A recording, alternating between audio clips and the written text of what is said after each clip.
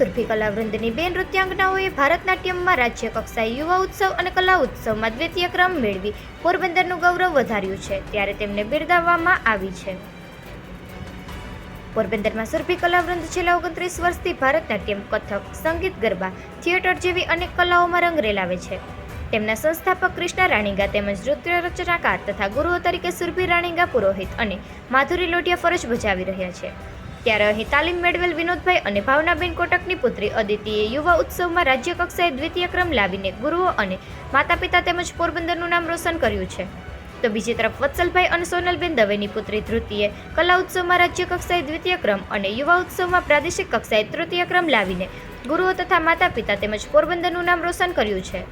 બંને કલાકારોની આ ઉપલબ્ધિ પર સુરભી કલાવૃંદના doctor Jayendra Kariya, doctor Suresh Gandhi, Sumansinh Gohil, doctor Anand Kariya, Jitendra Raniga, Bipinbhai Kakkad, Paresh Bharwadiya તથા તમામ સભ્યોએ અભિનંદન અને શુભકામના પાઠવી છે. નિપુલ પોપટ, પોરબંદર ટાઈમ્સ.